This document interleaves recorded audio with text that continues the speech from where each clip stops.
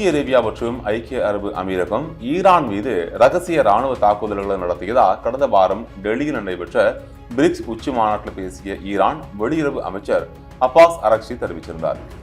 மேலும் ஐக்கிய அரபு அமீரகம், சவுதி ஆகியவை அமெரிக்கா இஸ்ரேல் போரின் ஆக்டிவ் பார்ட்னர் அப்படின்னு குற்றம் சாட்டினார். இந்த நிலையில ஈரான், ஐக்கிய அரபு அமீரகம், சவுதி அரேபியா மீது தலா 3 ட்ரோன்களை கொண்டு தாக்குதல் நடத்தி இருக்குது. இதன் மூலம் மீண்டும் போரச்சம் அதிகரிக்க துவங்கி இருக்குது. ஐக்கிய அரபு அமீரகத்துல அபுதாபியில் உள்ள பராஹா அணுமின் நிலையம் அருகே ட்ரோன் தாக்குதல் நடைபெற்றது.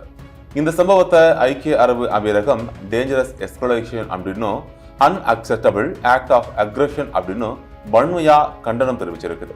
இந்த தாக்குதல் மேற்கு ஆசியாவில் புதிய பதற்றத்தை ஏற்படுத்தி இருக்கக்கூடிய நிலையில உலக சந்தையில எண்ணெய் விலை தடாலடியா உயர்ந்திருக்கு. ஐக்கிய அரபு அமீரக பாதுகாப்பு அமைச்சகம் வெளியிட்டிருக்கக்கூடிய தகவலின்படி 3 ஆளில்லா வானூர்திகள் அந்த நாட்டின் மேற்கு எல்லையை தாண்டி உள்ளே நுழைந்தன.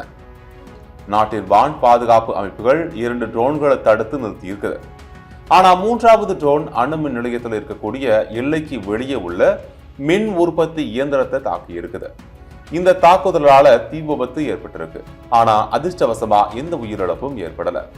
ஐக்கிய அரபு அமீரகத்தின் அணு ஒழுங்குமுறை ஆணையம் மற்றும் அபுதாபி ஊடக அலுவலகம் வெளியிட்ட அறிக்கையில இந்த சம்பவம் அணுமின் நிலையத்தின் கதிரியக்க பாதுகாப்பு அளவுகளை எந்த விதத்திலும் பாதிக்கல அப்படின்னு தெரிவிச்சிருக்குது.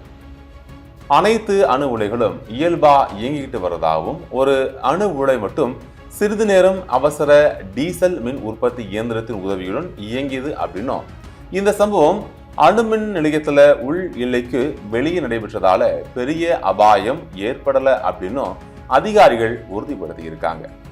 ட்ரோன் தாக்குதல் மூலம் மத்திய கிழக்குல மீண்டும் போர் பதற்றம் அதிகரிச்சிருக்க காரணத்தால கச்சா எண்ணெய் விலை தடாலடியா உயர்ந்திருக்கு. இதே நாள்ல சவுதி அரேபியாவும் ஈரான் ஏவிய 3 ட்ரோன்களை தடுத்து நிறுத்தியதா அந்த நாட்டு அதிகாரிகள் தெரிவிச்சிருக்காங்க. இந்த இரு சம்பவங்களும் வளைகுடா பிராந்தியத்துல போர் பதற்றத்தை அதிகரிச்சிருக்குது. மேலும் பிரிக்ஸ் கூட்டத்துல ஈரான் வெளியுறவுத்துறை அமைச்சர் குற்றம் சாட்டிய நிலையில தற்போது பாதிப்பு ஏற்பட்டிருக்கு. அமெரிக்க அதிபர் டொனால்ட் ட்ரம்ப் இந்த சம்பவத்திற்கு பிறகு ஈரானுக்கு கடுமையான எச்சரிக்கையை விடுத்திருக்காரு. ட்ரூத் சோஷியல் தளத்துல வெளியிட்டிருக்கக்கூடிய பதிவுல ஈரானுக்கு நேரம் குறைந்து கொண்டே இருக்குது அப்படின்னு, அமெரிக்காவுடன் அமைதி ஒப்பந்தம் செய்ய வேகமா நடவடிக்கை எடுக்க வேண்டும்னு, இல்லைன்னா அவர்களுக்கு எதுவும் மிஞ்சாது அப்படின்னு கூறியிருக்காரு. நேரம் மிகவும் முக்கியம் அப்படின்னு அவர் வலியுறுத்தி இருக்காரு. இந்த ட்ரோன் தாக்குதல் மற்றும் அதனை தொடர்ந்த பதற்றம் உலக அரசியல் மற்றும் பொருளாதார சந்தைகளை பெரும் தாக்கத்தை ஏற்படுத்தி இருக்கு. மேற்கு ஆசியாவில் அமைதி நிலவ வேண்டும் அப்படின்ற எதிர்பார்ப்போட உலக நாடுகள் இந்த சம்பவத்தை உன்னிப்பா கவனிச்சுட்டு வருது.